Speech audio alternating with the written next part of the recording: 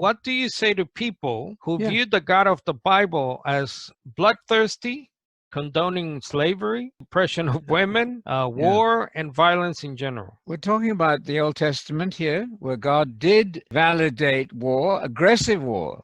Sometimes he said, go and wipe all those people out. This is not found in the New Covenant. Jesus was not part of the military scheme.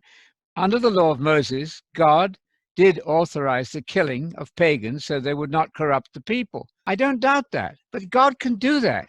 God is going to wipe out the wicked in the future too. Jesus said that in Luke 19:27.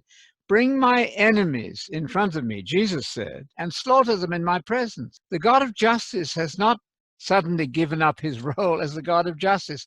He's not executing that justice now. He allows the state, the sword, to mete out justice here and there.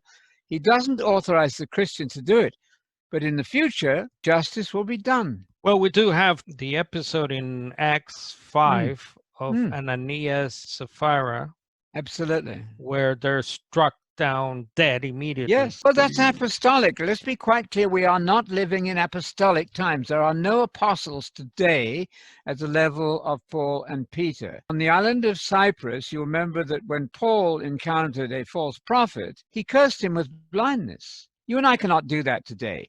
I repeat, there are no apostles today with a capital A like Peter and Paul. The reason is that there are no people with the crediting signs and wonders of an apostle. There are no people alive today who've seen Jesus literally. Jesus stopped showing up. There's a list of him showing up to a large number of people, including the apostles themselves. That's not happening today.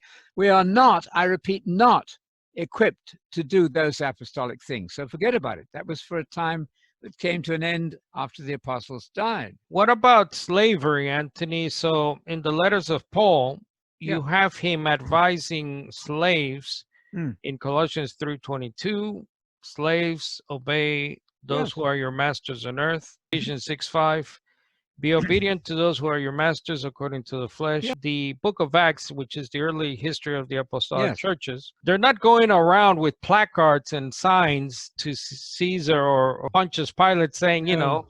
get rid of slavery. So what do you make of the slavery issue? Well, slavery is the wrong word entirely. I wouldn't even imagine it. Slavery, if by that you mean you can beat your servants into activity and so on, it's out of the question. Slaves as in owning other human beings to serve you. That's what slavery Well, is. there's a Christian way of doing that, and Paul advocated that. You can have Christian slaves and you can have Christian employers. I'd call them employers and employees. But if you're a Christian, you have to do it, and therefore in a way that isn't remotely to do with slavery, which is an awful thing, obviously. So I just forget the word slavery and call it employer-employee. Christian way to do it, Paul's in favor. He Right. certainly doesn't try to abolish it. Wouldn't have worked anyway. I don't think they were employees, Anthony. I think, they owned human beings. Now, yes, obviously, Paul says to the masters as well, Yes, of treat course. your slaves Yeah. humanely, Yes, of course. but it wasn't an employee-employer situation. These were human beings who were bought. There were possessions. I would still avoid the word slavery because that Okay. conjures up all the wrong right. ideas. Paul certainly never, ever advocated that a Christian could behave in the way that slave owners did. Mhm.